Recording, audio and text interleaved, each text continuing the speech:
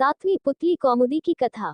सातवें दिन जैसे ही राजा भोज दरबार में पहुंचे और सिंहासन की तरफ बढ़े, सातवीं पुतली कौमुदी जागृत हो गई और राजा से बोली, हे राजन, इस सिंहासन पर बैठने की जिद त्याग दो। इस सिंहासन पर वही बैठ सकता है जो राजा विक्रमादित्य की तरह गुणवान हो। अगर तुम में उनकी तरह एक गुण भी हो तो अवश्य इस सिंहासन पर बैठना। सुनो, मैं तुम्हें परम प्रतापी वीर विक्रमादित्य की कथा सुनाती हूँ। एक दिन राजा विक्रमादित्य अपने शयन कक्ष में सो रहे थे। अचानक उनकी नींद करुण क्रंदन सुनकर टूट गई। उन्होंने ध्यान लगाकर सुना तो रोने की आवाज नदी की तरफ से आ रही थी और कोई स्त्री रोए जा रही थी। विक्रम की समझ में नहीं आया कि कौन सा दुख उनके राज्य में किसी स्त्री को इतनी रात गए बिलक बिलक कर रोने को विवश कर रहा है।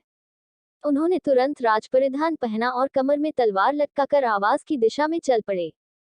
क्षिप्रा के तट पर आकर उन्हें पता चला कि वह आवाज नदी के दूसरे किनारे पर बसे जंगल से आ रही है। उन्होंने तुरंत नदी में छलांग लगा दी तथा तैरकर दूसरे किनारे पर पहुंचे। फिर चलते चलते उस जगह पहुंचे जहां से रोने की आवाज आ रही थी। उन्होंने देखा कि झाड़ियों में बैठी एक स्त्री रो रही है। उन्होंने उस स्त्री से रोने का कारण पूछा। स्त्री ने कहा कि वह कई लोगों को अपनी व्यथा सुना चुकी है, मगर कोई फायदा नहीं हुआ। राजा ने उसे विश्वास दिलाया कि वे उसकी मदद करने का हर संभव प्रयत्न करेंगे। तब स्त्री ने बताया कि वह एक चोर की पत्नी है और पकड़े जाने पर नगर कोतवाल ने उसे वृक्ष पर उल्टा टंगवा दिया है। राजा ने पूछा, क्या वह इस फैसले से खुश नहीं है? इस पर औरत ने कहा कि उसे फैसले पर कोई आपत्ति नहीं है, लेकिन वह अपने पति को भूखा प्यासा लटकता नहीं देख सकती। चूंकि न्याय में इस बात की चर्चा नहीं कि वह भूखा प्यासा रहे, इसलिए वह उसे भोजन तथा पानी देना चाहती है। विक्रम ने पूछा कि अब तक उसने ऐसा किया क्यों नहीं? इस पर औरत बोली कि उसका पति इतनी ऊंचाई पर टंगा हुआ है कि वह बगैर किसी की सहायता के उस तक नहीं पहुंच सकती और राजा के डर से कोई भी दंडित व्यक्ति की मदद को तैयार नहीं होता। तब विक्रम ने कहा कि वह उनके साथ चल सकती है। दरअसल वह औरत पिशाचिनी थी। वह लटकने वाला व्यक्ति उसका पति नहीं था। वह उसे राजा के कंधे पर चढ़कर खाना चाहती थी। जब विक्रम उस पेड़ के पास आए तो वह उस व्यक्ति को चट कर गई। तृप्त होकर विक्रम को उसने मनचाही चीज मांगने को कहा।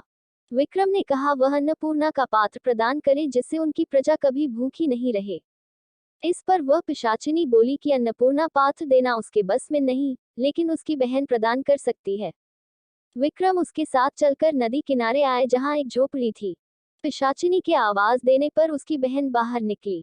बहन को उसने राजा का परिचय दिया और कहा कि विक्रमादित्य अन्नपूर्णा पात्र के सच्चे अधिकारी है, अतः वह उन्हें अन्नपूर्णा प्रदान करें।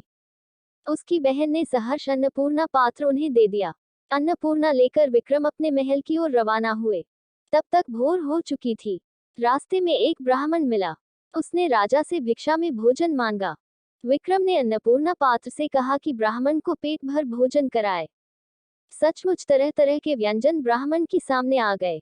जब ब्राह्मण ने पेट भर खाना खा लिया तो राजा ने उसे दक्षिणा देना चाहा। ब्राह्मण अपनी आंखों से अन्नपूर्णा पात्र का चमत्कार देख चुका था, इसलिए उसने कहा, अगर आप दक्षिणा देना ही चाहते हैं तो मुझे दक्षिणा स्वरूप ये पात्र दे दे, ताकि मुझे किसी के सामने भोजन के लिए हाथ नहीं फैलाना पड़े।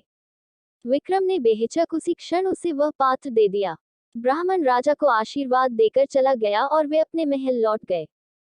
कौमुदी बोली, बताओ राजन, क्या तुम ऐसा कर पाते अगर राजा विक्रम की जगह होते? इतना कहकर कौमुदी पुनः सिंहासन में जाकर जड़वत हो गई। राजा भोज विचारों में खो गए और सिंहासन पर बैठने का अन्य उपाय खोजने लगे।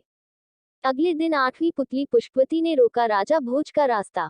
पढ़े अगले अंक में। ब्राह्मण अपनी आंखों से अन्नपूर्णा पात्र का चमत्कार देख चुका था, इसलिए उसने कहा, अगर आप दक्षिणा देना ही चाहते हैं तो मुझे दक्षिणा स्वरूप ये पात्र दे दे, ताकि मुझे किसी के सामने भोजन के लिए हाथ नहीं फैलाना पड़े। विक्रम ने बेहिचक उसी क्षण उसे वह पात्र दे दिया। ब्राह्मण राजा को आशीर्वाद देकर चला गया और वे अपने महल लौट गए। कौमुदी बोली, बताओ राजन, क्या तुम ऐसा कर पाते अगर राजा विक्रम की जगह होते? इतना कहकर कौमुदी पुनः सिंहासन में जाकर जड़वत हो गई। राजा भोज विचारों में खो गए और सिंहासन पर बैठने का अन्य उपाय खोजने लगे। अगले दिन आठवीं पुतली पुष्पवती ने रोका राजा भोज का रास्ता।